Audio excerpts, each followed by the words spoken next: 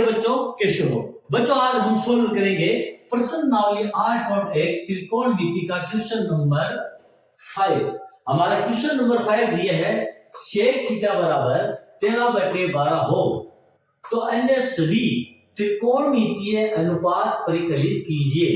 बच्चों इस क्वेश्चन को सोल्व करना बहुत ही इंटरेस्टिंग होगा। क्यों? क्योंकि यहाँ पर सभी त्रिकोणमितीय अनुपात हमें परिकलित करने हैं, हमें ज्ञात करने हैं। ओके बच्चों, यदि हमने इस क्वेश्चन को सोल्व कर लिया तो फिर हम सभी जो हमारे अनुपात है त्रिकोणमितीय अनुपात उनको हम सोल्व करना सीख जाएंगे। इसलिए बच्चों आप इस वीडियो को अंत तक जरूर देखना। ओके, चलो हम इस क्वेश्चन को सोल्व करते हैं।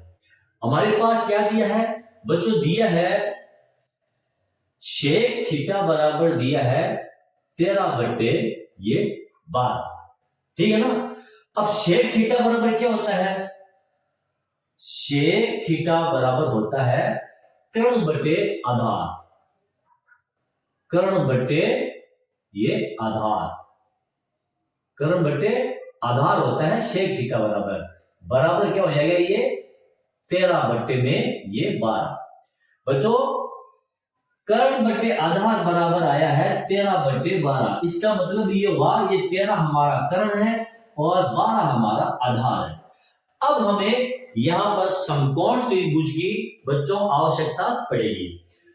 जो त्रिकोणमिति के क्वेश्चन है बच्चों उसमें एक तो हमें पाइथागोरस प्रमेय से क्वेश्चन को सोल्व करना आना चाहिए। पाइथागोरस प्रमेय का हमें मालूम होना चाहिए क्या है पाइथागोरस प्रमेय, और दूसरा हमें समकोण त्रिभुज का इल्म होना चाहिए। तो बच्चों यहां पर देखते हैं हम हमारा एक समकोण त्रिभुज, ये हमारा समकोण त्रिभुज है ए बी और सी। यहां पर हम जितने भी अनुपात परिकलित करेंगे वो कोण ए के लिए परिकलित करेंगे।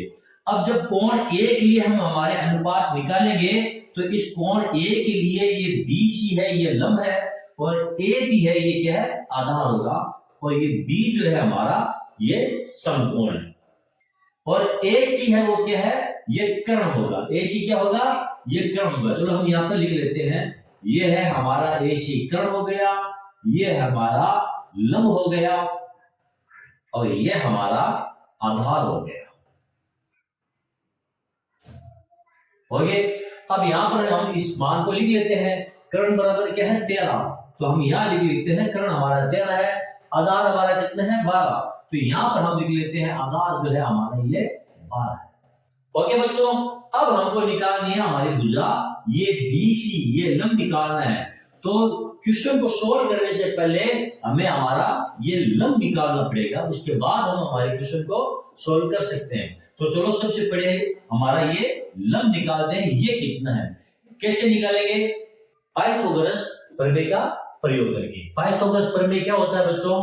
पाइथागोरस प्रमेय होता है कर्ण का स्क्वायर बराबर होता है लंब का स्क्वायर प्लस आधार का स्क्वायर।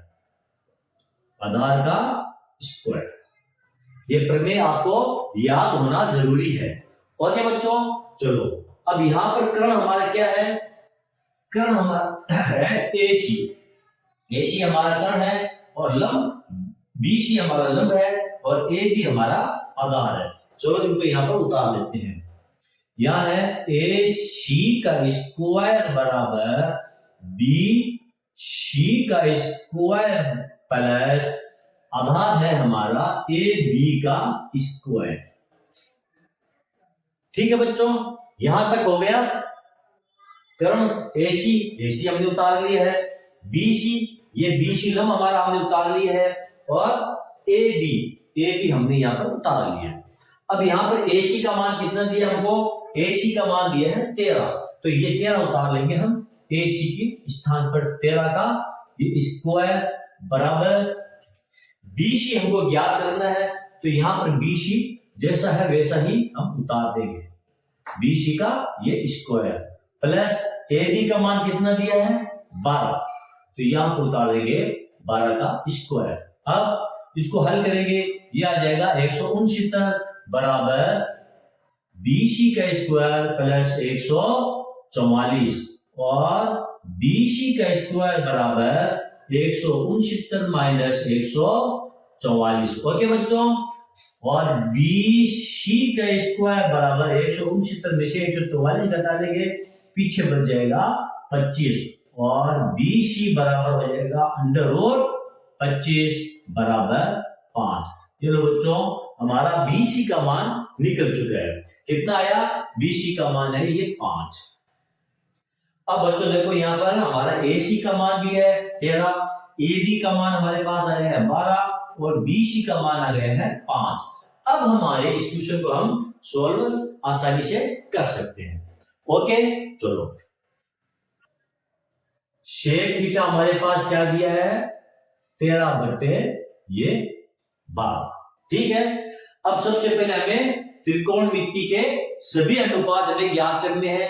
तो पहला अनुपात क्या है हमारा त्रिकोणमिति का? पहला अनुपात है हमारा साइन ए। यहां पर साइन ए क्यों लिखा है? क्योंकि हमको जितने भी अनुपात ज्ञात करने हैं वो कोण ए के लिए ही ज्ञात करने हैं, इसलिए हमने साइन ए लिखा है। कोण ए के लिए हम सभी अनुपात ज्ञात करेंगे। वहां पर हमने लिखा है साइन ए, तो इस साइन ए के लिए लंब कौन सा है? लंब है ये BC लंब है और AC कर्ण है। तो साइन थीटा बराबर क्या होता है? लंब बटे कर्ण। तो साइन ए के लिए क्या हो जाएगा? ये BC बटे AC हो जाएगा। ठीक है, तो चलो यहां पर पहले हम लिख लेते हैं साइन थीटा बराबर क्या होता है। साइन थीटा बराबर होता है लंब बटे ये कर्ण। ठीक है बच्चों, और साइन ए बराबर क्या हो जाएगा? साइन ए बराबर हो जाएगा लंब क्या है यहाँ पर? BC बटे AC बराबर BC का मान कितना है? 5। BC हमारे पास है 5 और AC कितना है हमारे पास दिया? ये 13। यहाँ पर देखो BC का मान है 5 और AC का मान है 13। ठीक है, तो यहाँ साइन A बराबर क्या हो गया? 5 बटे 13। ये हमारा पहला हल हो गया है। दूसरा अनुपात क्या होता है? दूसरा अनुपात होता है बच्चों, अभी हमने अनुपात निकाला है लंब और कर्ण का अनुपात। अब हम अनुपात निकालेंगे आधार और कर्ण का अनुपात। तो आधार बटे कर्ण क्या होता है? cos theta. यहां लिखेंगे cos थीटा बराबर होता है आधार बटे ये कर्ण, और हमारा cos A बराबर क्या है? आधार कितना है इसका? AB आधार है और AC इसका कर्ण है। AB का मान लिख देंगे कितना है? 12 और हमारा AC का मान है ये 13। ये हमारा दूसरा आंसर आ गया है।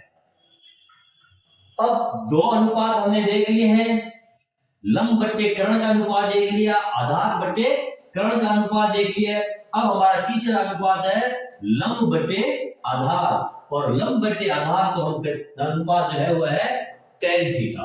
tan थीटा बराबर क्या होता है?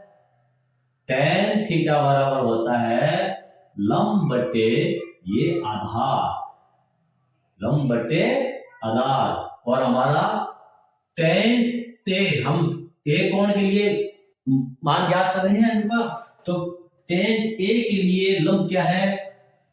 ये tan a के लिए लंब है हमारा BC और आधार है हमारा AB। तो यहां पर आ जाएगा BC बटे AB, और BC का मान कितना है?